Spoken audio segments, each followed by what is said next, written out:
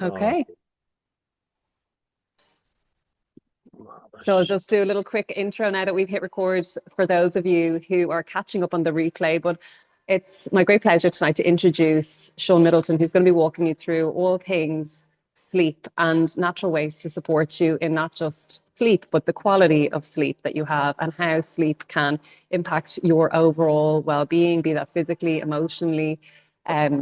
So let me just see. I'm a co-host tonight, so I'll be keeping an eye on the chat if you've questions. And also, yeah, tonight's session is going to be around maybe 25 minutes.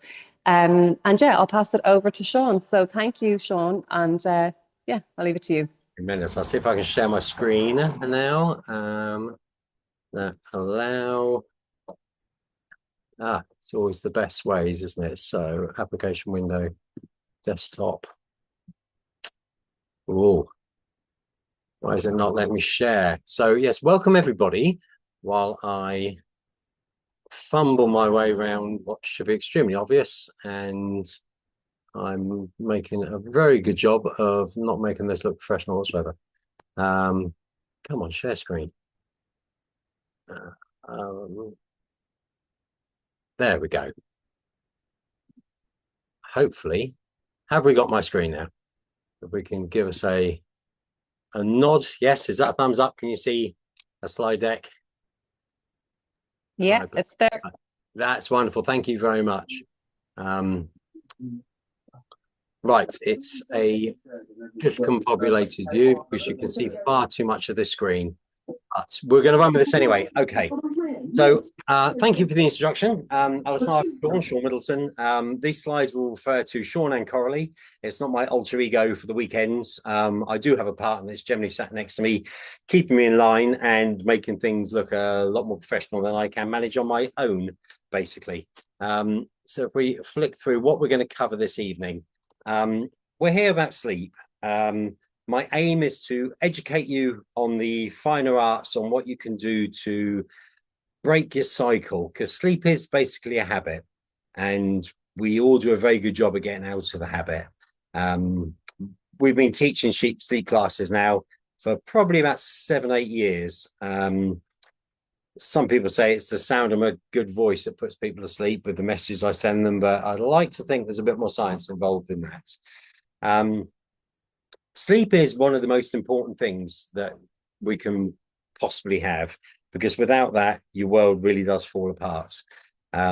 It's something that many years ago, when I first got involved in using doTERRA oils, first as a user, our daughter was involved in a big car accident. She's okay now, so just not to bring the mood down, but she was involved in a terrible hit and run in Ibiza, which left her with broken back and brain bleeds and all sorts of things. Miraculously, she walked out of hospital 9 days later.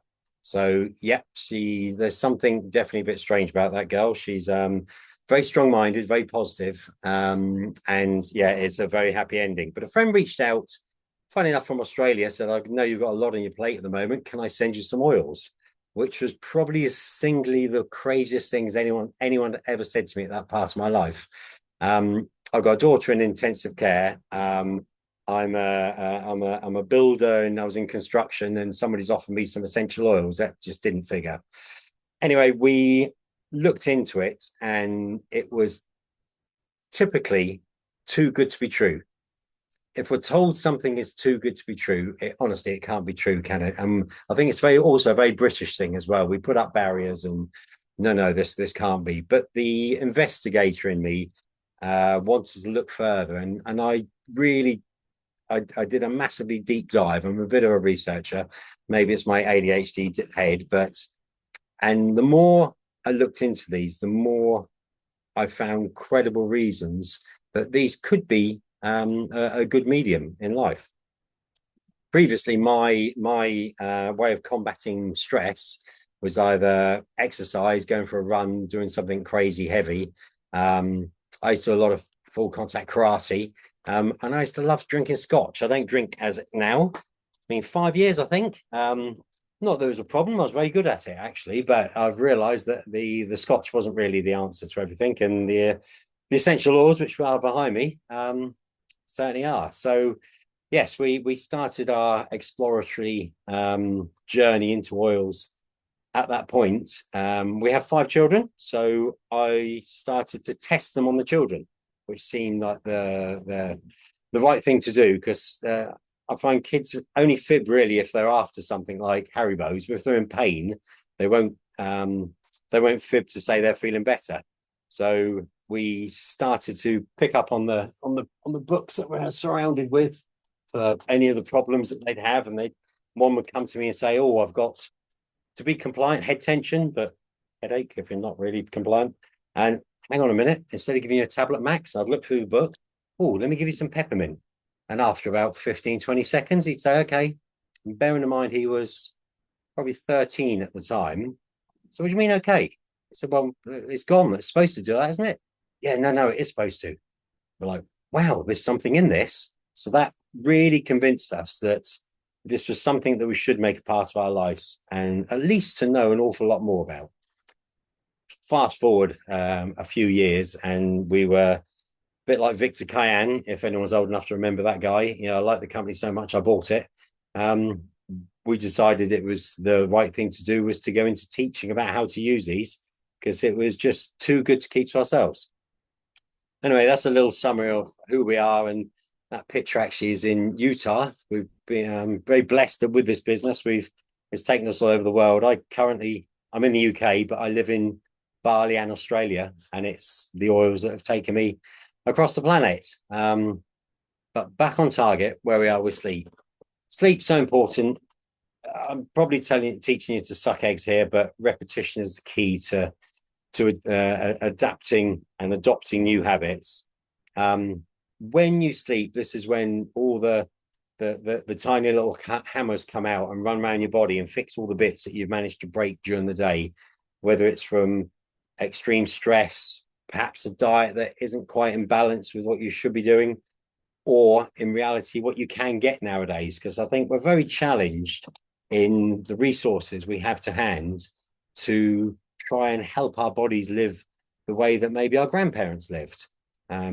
Our fruit and veg and everything we lay our hands on really is very depleted in the goodness that I think our forefathers did enjoy.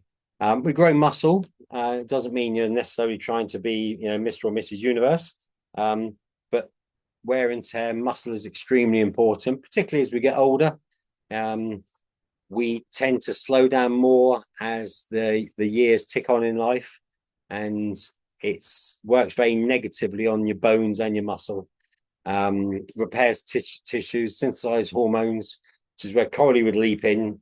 She does some great hormone classes. Manage our memories.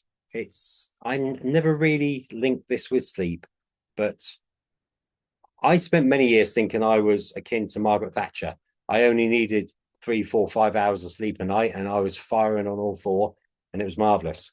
It was only once I trained myself to have 7, 8 plus hours sleep that I realized what a disservice I'd been giving myself. I'd let myself run at far below par, and that ended up creating a situation where I needed to work harder, a bit like the swan with its legs paddling underwater. I'd have to work an awful lot harder to do the things that I should be able to do with a lot less energy. But managing your memories, when you're asleep, it's like a computer hard drive defragging itself. It puts everything back in order instead of that constant groggy, fuzzy feeling that all too often we have. And it's generally because we're pushing our bodies too hard. We think we're invincible. But in reality, we are very delicate houseplants that need feeding, watering, and looking after. So the most important thing is to heal. We need to heal, and it's never too late. I'm living proof that it's never too late. Melatonin is so super important, and life nowadays it feels like it's all geared to stop your melatonin production. If you go to sleep too late, the classic example we found in our sleep classes is our students that be going through it would tell us their normal routine. They would come home from work, cook for themselves or the kids, put the washing on, take the dog for a walk, do all the duties that we have to do on an evening, and then sit down, treat themselves to something on Netflix or whatever your choice of television might be. And then as you're starting to get a bit sleepy and noddy, that's when you get up, load the dishwasher, brush your teeth, wash your face, do all these things to reawaken yourself. And you've missed your first sleep cycle because you've woken yourself up. And when you go to bed, you're on the back foot. It's really important to prep for your sleep like it matters, like we used to for if you're lucky enough to have children. I know my life changed massively when I had babies. My whole world became about what do I need to do to help this baby go to sleep and get a good night's sleep. So from late in the afternoon, I'd make sure that their food was set up, that their grow bag that they'd sleep in was where it should be, that the room was made at the right temperature. I would set a diffuser up in the room to help set the scene, to help them relax and start slowing down. But the more we then focus on our children to help others sleep, what's the first thing that slips? And that's your own sleep. And that's the start of a terribly bad habit that we just get used to. That, oh, I can only sleep for so many hours. I don't have the opportunity to sleep for more. I think generally we all have the opportunity. It's how we choose to rank ourselves as important. Because just as it says on the aircraft with the instructions, put your own oxygen mask on first. If you can get yourself in the tippity top position that you could for your body now, it puts you in a far better position to be able to serve and help the people that you're wanting to serve, help, and love and look after. But when you're doing it from a half empty glass, it's very, very difficult to effectively do the best you can. And then you're working harder, you're overcompensating, so on and so forth. So we're watching television, looking at our phones late at night. All these things help to cut down on melatonin production. If you wake up during the night, I did notice as the years went on that I found I wasn't necessarily going through a whole night without having to get up and have the classic 3 o'clock wee. I have now found an oil which does assist me with this, so I don't really have that problem at all. But it's the classic thing of you wake up, you turn the light on, the bright LED lights, which we're all pushed to have LED bulbs now because they're greener, better for the planet, use less energy. But the LED really wakes you up, really stimulates you. Your phone screen, how often do you just pick your phone up before you go back to bed? And I'll just check just to see, probably under the excuse in case one of the children might be messaging you. But that, again, it knocks out your melatonin production and it doesn't restart. And that's a shocking fact, really, because once you get into sleep and your factory goes to work and it's fixing, repairing, doing everything it should do, once you've broken your production of melatonin, that's it for the night. Until the great thing is you can always reset the next night. But this is just showing how classically important good sleep and prioritizing yourself is. You absolutely worth it. So what gets us out of the habit? As we said, the babies and young children. A few years ago, I realized I'd reached the point where I was going to bed before my kids were going to bed. And that was a bit of a turning point, really, because they want to stay up till 10, 11 o'clock. 9 o'clock, I'm ready to go because I'd rather be up for 5 in the morning and get the best of the day. Hormone disruption, menopause, etc. Probably again would speak into this. It's real. It is true. There's a lot of things you can do to aid your menopause journey. Alcohol and drugs. Having a nightcap isn't the answer.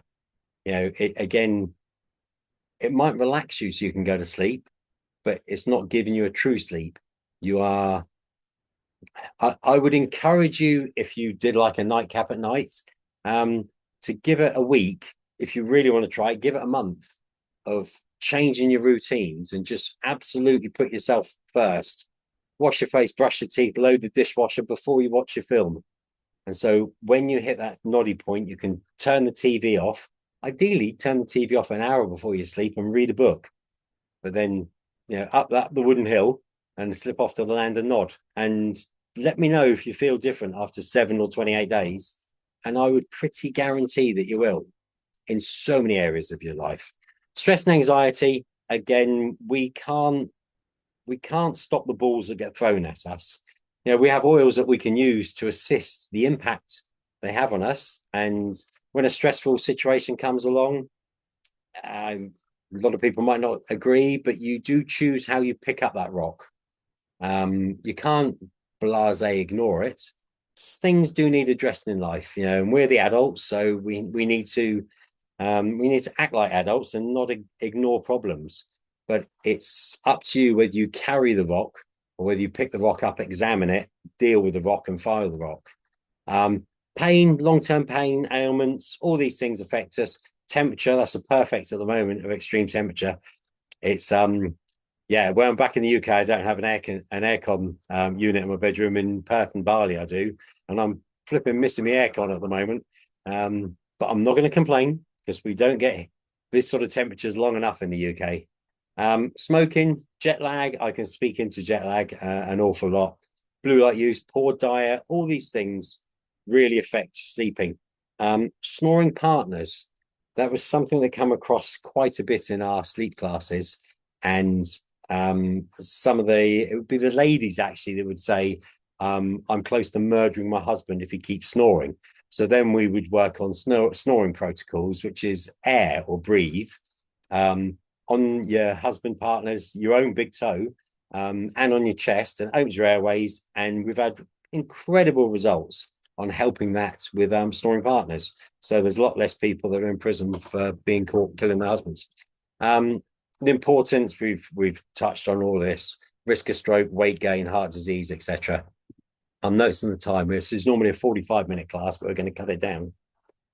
So breaking the habit is your biggest thing, because this is a bigger habit than smoking, any other habit you've got in your life. Set yourself a protocol where I request that you set yourself a protocol. Who am I to tell you have to do this? But if you want to look at what your sleep is doing, as we were saying, brush your teeth, wash your face, load the dishwasher, let the dog out, all the things you might be needing to do. So when you start feeling that first doze on an evening, get yourself off to bed. In our sleep classes, we encourage people to try and head off at 8 and then go to sleep for 9, which most people are absolutely shocked when you try saying aim for bed for, I've got a butterfly, aim for bed for 8 o'clock. But realistically, 9 o'clock, see if you can manage that and be asleep for 10. But set up your evening so you're not eating for 3 hours before you go to bed. You're not drinking for 2 hours, and you're not looking at a screen for an hour. If you can do 3, 2, 1 before you go to bed, you've given yourself a very good chance. Set your room up like it is your sleep palace. You don't need a television in a bedroom, although it's a great habit just to watch something while you doze off. But the television isn't your friend. The light that comes from it isn't your friend. Have curtains that fit nicely if you need a dark room to sleep in, or eye shades if that's going to help you. A fan. Not have your phone on the nightstand next to you because it's too much of a draw. So if you do stir, just check where the kids are. Just check whatever it might be you're checking in on. Because as soon as you've looked at the phone, you've written that night off. Don't be despondent. You can always reset the next night. But set your night up like it's important. It is. Balancing your day. You've probably seen the wellness pyramid before from doTERRA: eat, exercise, rest, etc. Earning your sleep is a good one. So maybe after your tea, try and have a 20-minute walk, get some exercise, let your food start doing what it should be doing, and earn your sleep. And then on top, you've set up your room, you've set yourself up, you've watered the dog, you've done all the things you're supposed to. And then what can you do to actually help you slip off? So doTERRA has some fantastic products, absolutely fantastic. If you're not familiar with these or some of them or any of them, speak to the person that invited you or reach out. The Serenity capsules absolutely amazing. I'm fortunate that I do travel an awful lot with my work. Jet lag is a real thing. So if I flip to another time zone, I'll land at whatever time. I'll stay awake till the evening of that time zone, and I'll set my room up. I'll do my health checks that I've been discussing about sleep, and I'll put some Serenity on my feet in the diffuser. I'll take a couple of Serenity capsules, and the new Serenity stick with valerian is absolutely fantastic. So bottom of your feet, chest, backbone. I put a drop out or just a minor wipe on my top lip, just so I've got the smell of it as well. These really help you when your body's fighting it to just put you in a state of balance, because none of these, I believe, none of the supplements, oils, etc. from doTERRA make things happen. What they do is they help your body get the things that's blocking it out the way, so your body can do what it should do. Your body was built exactly the way it was supposed to do. Our bodies can do everything we need, but because of the way we live, we create all these things that stop our body acting in the way it should do. So the fantastic products from doTERRA that really help on top of your sleep protocol. Stress and anxiety, if you're going to bed worrying about things, there's some fantastic, copabe, lavender, adaptive, etc. I have found that people that are a bit neurospicy, so whether it's ADHD or autistic, in some way or another, they can be very triggered by lavender.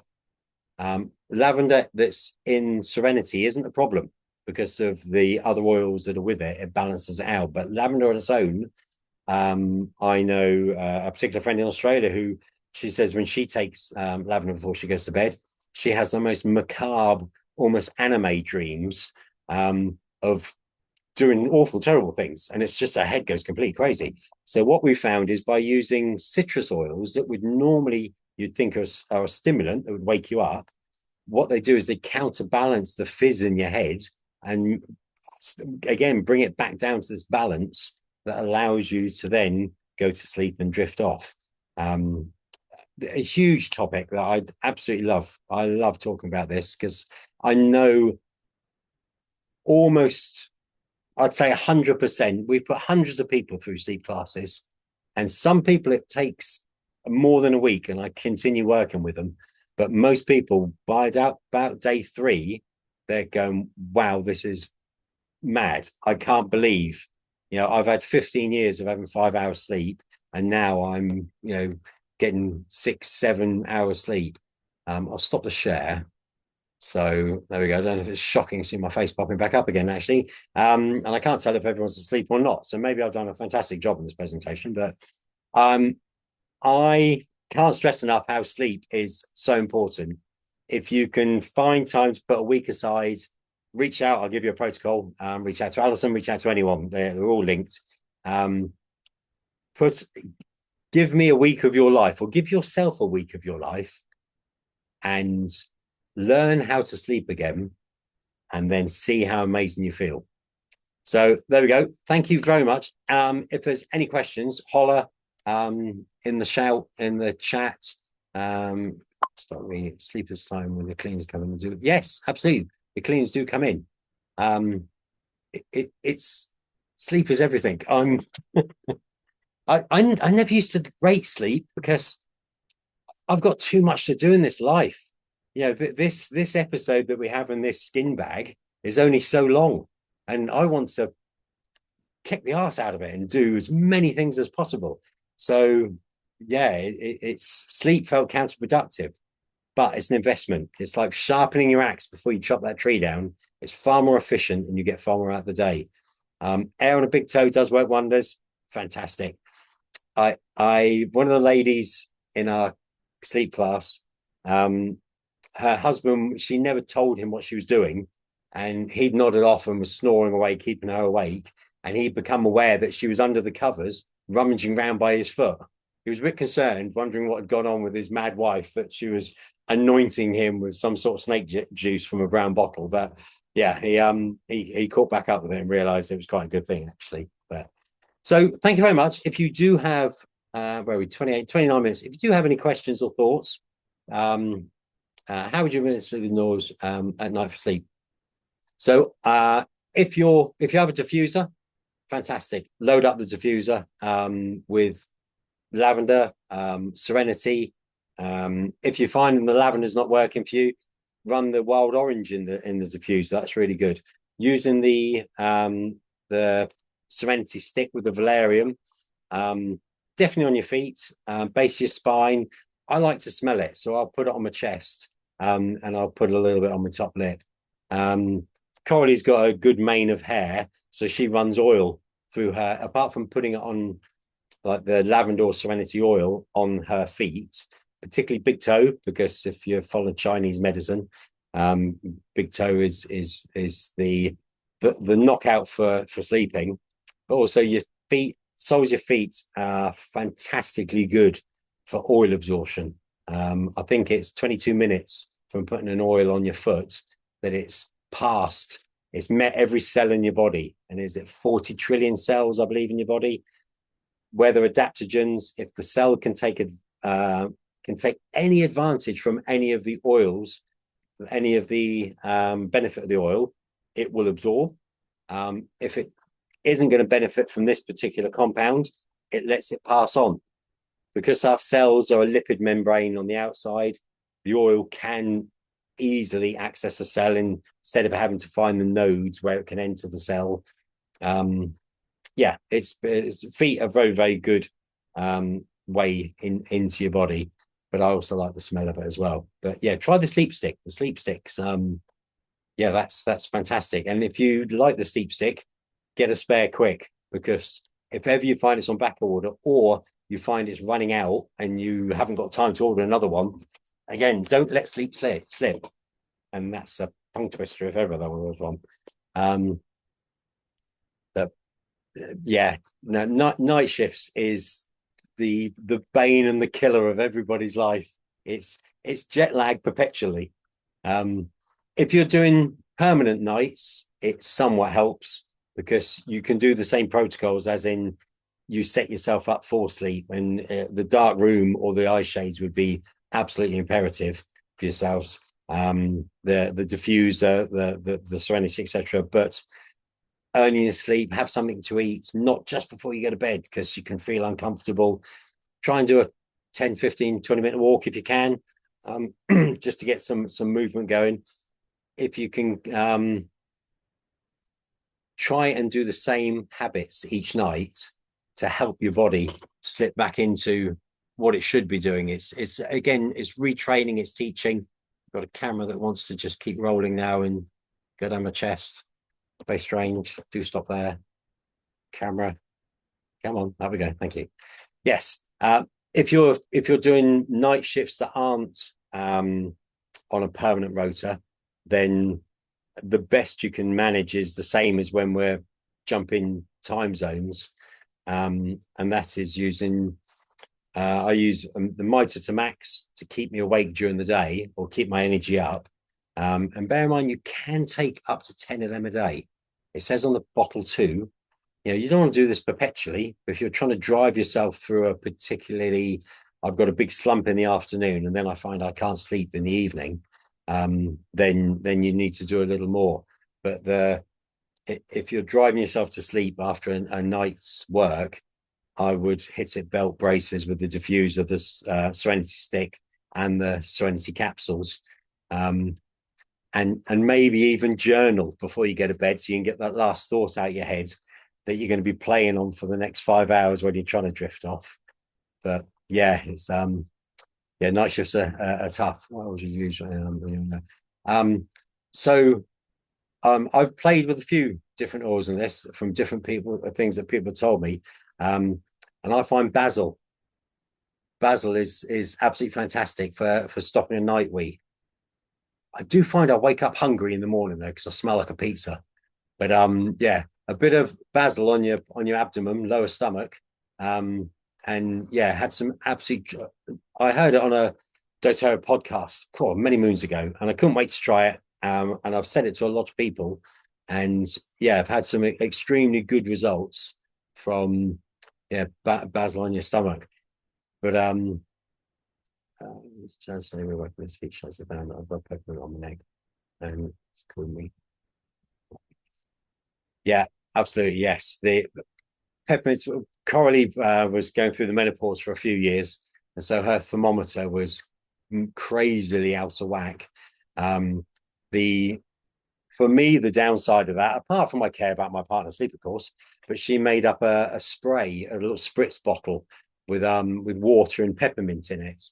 And when her temperature would fly up, she'd pull the covers off, spritz herself with this water. Of course, the overspray would hit me as well. So it's an absolute instant wake up. We do laugh about it, and we did learn to laugh about it, but as a guy that didn't have any temperature problems and was fast asleep, it was an extremely rude awakening, I can say. But I learned to love it, and it was the habitual. Probably found that she needed the peppermint to regulate her temperature to help her cool off, but the stimulant from the peppermint was doing the opposite and was waking her. But by repetition and training, because she could just grab this with her eyes closed almost and go, when she smelt the smell, it was, this is sleepy time. So instead of the immediate stimulation from the peppermint, which is very invigorating, you're also giving yourself that you're reconfirming the message that it's sleepy time, I need to sleep. And so it's a bit like anchoring. I keep looking sideways because I'm usually surrounded with oils, but believe it or not, I've tidied up and put them up on the shelf. I would be grabbing a bottle. But anything you want to do in life, if you can anchor it with the smell, it's so powerful. So whether it's, if you're studying for an exam and you pick an oil and always have the same oil, and when you sit down to study, you smell it, and after a while your body's telling you this is learning time, so it puts your mind into that state.